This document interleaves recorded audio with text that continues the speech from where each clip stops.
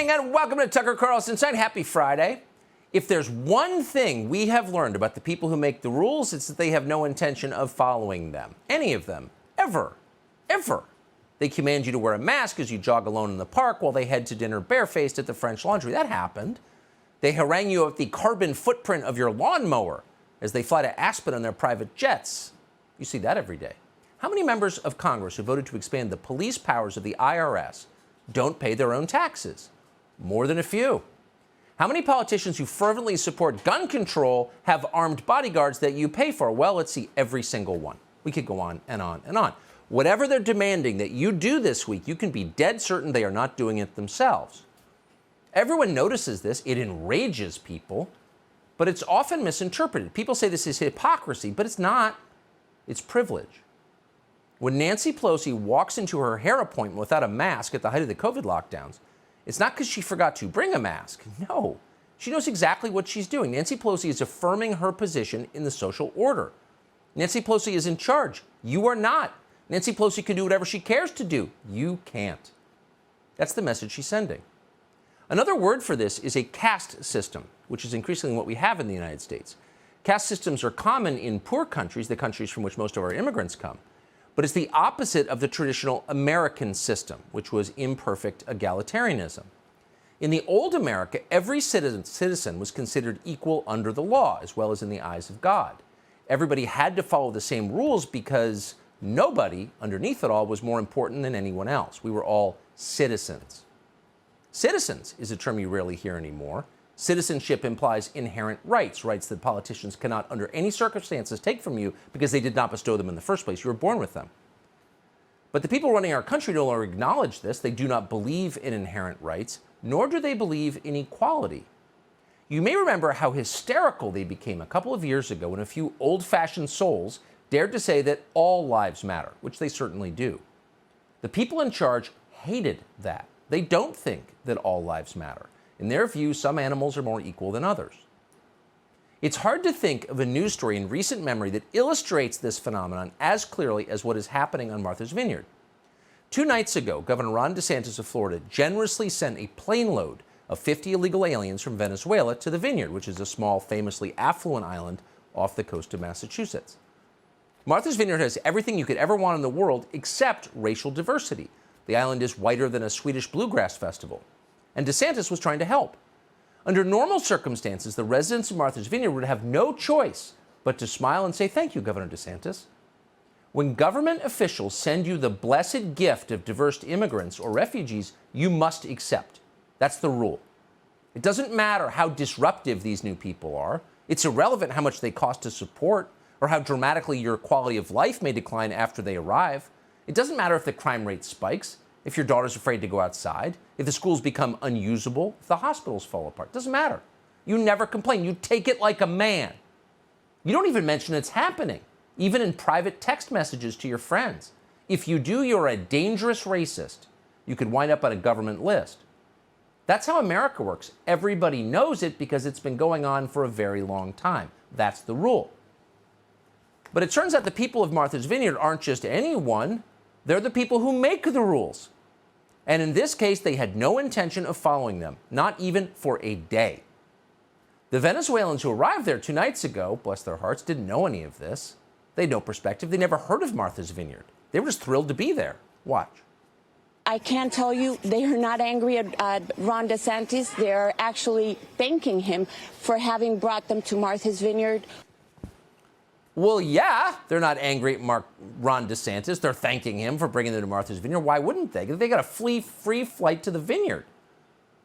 And at first, it seemed like they had every reason to be grateful because the people of the town appeared to welcome them. As they walked in from the airport, 3.5 miles, they saw signs like this one. On Martha's Vineyard, the sign reads, "We stand with immigrants, with refugees. All are welcome here. Hate has no business here."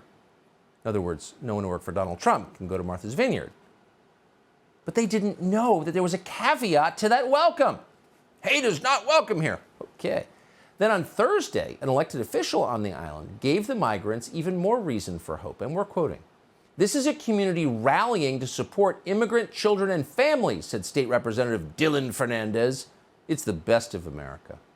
And then to prove his point that Martha's Vineyard will do whatever it can for immigrants, Fernandez uploaded this picture onto social media because, of course, everything is a social media opportunity. The picture shows several Venezuelans gathered on a porch. One of them is wearing a shirt celebrating Ruth Bader Ginsburg, notorious RBG, it says. Clearly he got that from a local. But then you look closely and you ask yourself, are these people really welcome on Martha's Vineyard? What are they eating? There's no kale or brie for the Venezuelans. No, instead they got corn pops, Fruit Loops, Rice Krispies, with a side of paper plates and napkins. You got to wonder what the Venezuelans thought of that. This seems like a nice place. The food is garbage. It's less healthy than the crap we eat in Caracas. Way worse. Why are they feeding us this stuff? Corn Pops, really? Fruit Loops? What message are you sending? And of course the message was really clear. The serfs eat garbage. I think, what do they eat? What does your average Venezuelan eat? I don't know. Fruit Loops? Venezuelans love Fruit Loops. So the Venezuelans may have gotten a hint that they weren't really welcome there. But it was hard to know. The community seemed to be rallying behind them. But then, if there was any doubt in the morning, it was gone by afternoon because the message changed very quickly. And the new message was, get the hell out of here, brown people. The difficult challenges are we have, at some point in time, they have to move from here to somewhere else, right? We don't have the services to take care of 50 immigrants, and we certainly don't have housing. We're in a housing crisis as we are on this island, and so we can't house everyone here that lives here and works here. We don't have housing for 50 more people. We don't have housing for 50 more people. Says the lady on an island that literally has more than 100,000 empty beds at that exact moment because it's a seasonal place. And more than 100,000 seasonal residents are gone. So effectively, Martha's Vineyard was the largest dormitory in the United States. But no, there's a housing crisis. At some point, they're going to have to leave, meaning in like 8 minutes max. So there was a guy who's the leader of a nonprofit group who stepped up to help the refugees, and he had a different take. He said the problem wasn't the housing at all, it was the migrants. And we're quoting now. It's like me taking my trash out and just driving to different areas where I live and throwing my trash there, this man told NBC News. Oh, they're trash. They're human garbage. They're not even real. They have no souls. Do they have souls, Venezuelans? Do refugees have souls? I don't know. They're just like trash. Someone dumped them on the front lawn. Let's give them Fruit Loops and get them out of here. Yeah. Call the truck, have them hauled away. NBC News actually tweeted out that quote, calling our beloved sacred immigrant community, these non-documented immigrants, trash. And then once they realized that they'd revealed how they really feel, they deleted it a few moments later. Now, not everyone on the left, we should tell you, was so intent on sending these migrants away. Novelist Jane Chittick, for example, offered this alternative, quote, I would love to see the Obamas open up their huge property and erect tents and look after all these people while they're being processed, she said. Well, actually, we're always in search of the one decent liberal left in America. Maybe Jane Chittick is the one, because that's a pretty fair point. And Barack Obama has a long documented history of having people on his front lawn. In fact, he set up a tent city to house hundreds of people for, himself, his own birthday party. So could he do that again? Of course. And he should, because to do anything less than that, Barack Obama himself told us, would essentially punish the people of Martha's Vineyard. Mistreating immigrants would rob them of what makes America a worthy country. Watch this. America is a nation of immigrants. That's our strength. And the notion that somehow we would stop now on what has been a tradition of attracting talent and strivers and dreamers from all around the world, that would rob us of the thing that is most special about America. Right. So if people don't camp out on your lawn, people have no right to be here in the first place. You're only hurting yourself. But Obama, even on Martha's Vineyard, where approximately 100% of people voted for him and love him, even at Martha's Vineyard, he could not make the sale. He could not get people who actually live there to agree with that. They did do one thing, though. They set up a Gofundme, which they called an urgent plea. And they told us this was a way to help the migrants. And we're quoting from Gofundme. Martha's Vineyard is a community of open-hearted individuals that view these migrants as people, not political pawns or trash. However, continuing the quote, the island is a resort community with only 20,000 year-round residents, and it already faces a shortage of affordable housing and off-season jobs. Oh, it's just not rich enough. They don't have enough beds. It's one of the richest places in the United States, and it has more available beds than any other place, probably in North America right now. But it's just, they can't swing it. But you can do your part by donating to the fund. And by donating the fund, they'll help the migrants. Well, a lot of people believed it. The fund raised $40,000. But here's the best part. You're going to love this part. How much of that money is going to the migrants? Oh, none. None. An update on the fundraising page reveals that the funds will instead go toward, and we're quoting, building up a reserve to assist situations like this in the future, rather than directly helping this group of migrants in their situation. In other words, Martha's Vineyard is building itself an endowment, just like Harvard. Oh, it's amazing. An endowment for Martha's Vineyard. Not to help anyone, but because why wouldn't Martha's Vineyard want an endowment? Okay. Well, yesterday, at the request of Martha's Vineyard's representatives, they broke it up. The governor of Massachusetts, the thoroughly loathsome Charlie Baker, called up the National Guard. Charlie Baker, Mr. Compassion, literally brought in the army to remove brown people from the whitest island in the Atlantic Ocean. So once the army brought them off Martha's Vineyard, they were sent to a military base on Cape Cod. A military base. How welcoming. Cape Cod, by the way, is a lot more Republican than Martha's Vineyard, so let's send them to them. So here's the scene of the migrants being escorted out after less than 48 hours on that jewel in the sea, Martha's Vineyard.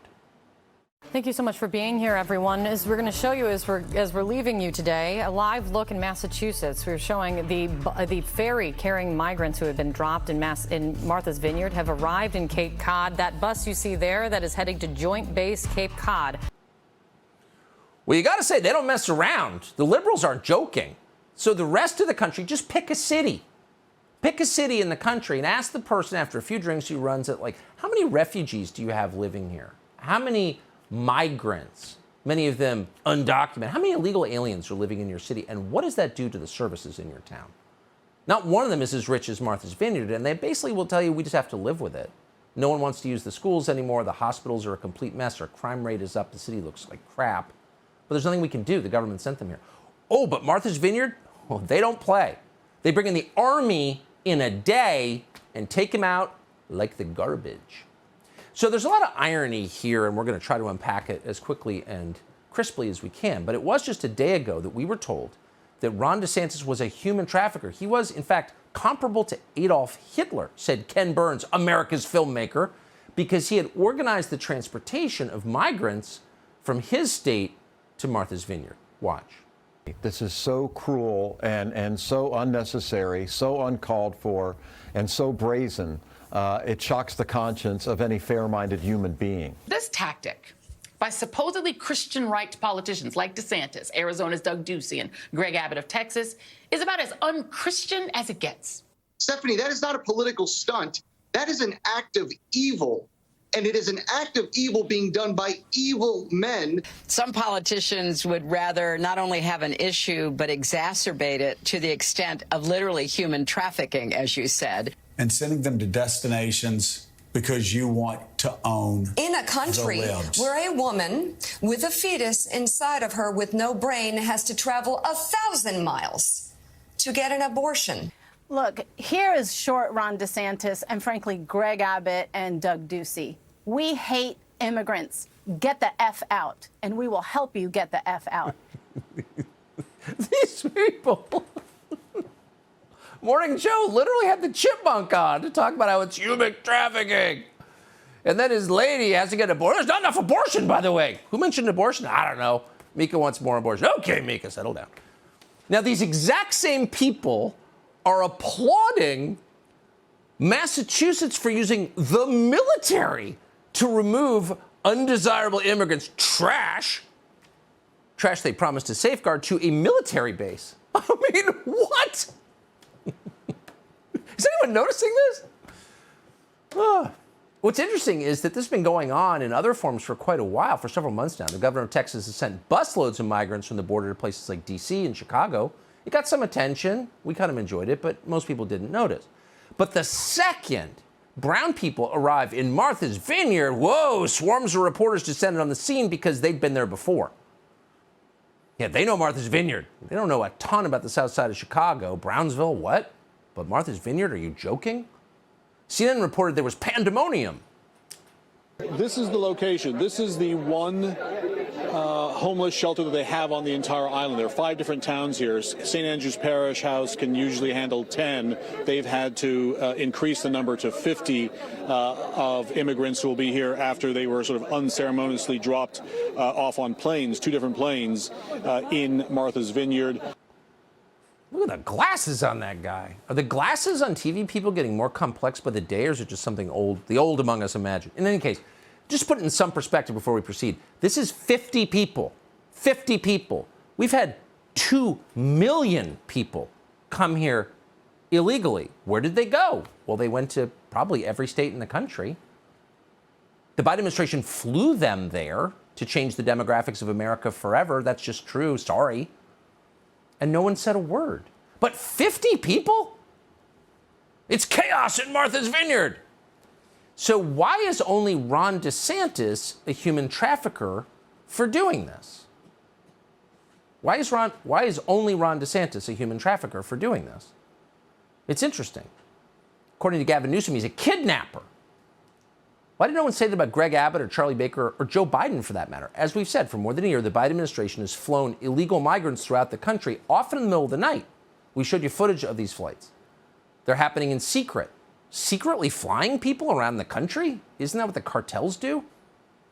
But Biden is doing it. And by the way, to his credit, he said he would do it. During the presidential campaign, he promised to relocate migrants throughout the U.S. In fact, he announced that America has room for millions and millions of illegal migrants. Watch this. We could afford to take in a heartbeat another 2 million people. The idea that a country of 330 million people cannot absorb people who are in desperate need and who are justifiably fleeing oppression is absolutely bizarre. Absolutely bizarre. Yeah, it's bizarre. You're a bigot if you're not into it.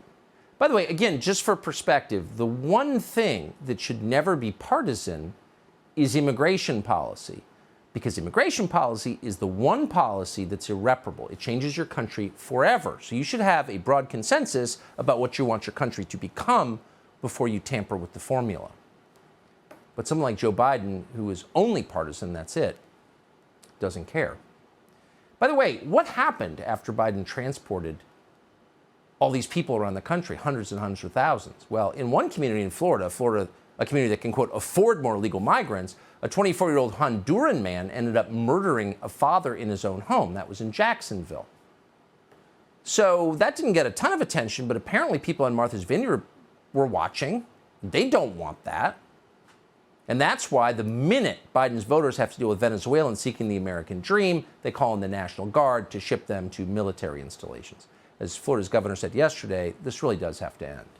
And all those people in D.C. and New York were beating their chests when Trump was president, saying they were so proud to be sanctuary jurisdictions, saying how bad it was to have a secure border. The minute even a small fraction of what those border towns deal with every day is brought to their front door, they all of a sudden go berserk, and they're so upset that this is happening. If you have folks that are inclined to think Florida is a good place, our message to them is we are not a sanctuary state, and it's better to be able to go to a sanctuary jurisdiction. And yes, we will help facilitate that transport for you to be able to go to greener pastures. Yeah, greener pastures. Aspen next. And by the way, every Ivy League college, all 7 of them, and then maybe you hit Wesleyan and Bowdoin and Stanford, the places that support above all other institutions in this country that support illegal immigration, that have more funding per capita than any other institution in the United States. They're the richest places in America, are college campuses, liberal arts college, elite liberal arts colleges. How many migrants and refugees are they taking? 0. Let's hope the next stop in this process is there. And let's also hope that the governors of sane states are watching how Democrats handled this. Within 24 hours of having immigrants dumped on their shores, the people of Martha's Vineyard had the military move them out. Why is nobody else doing that? True.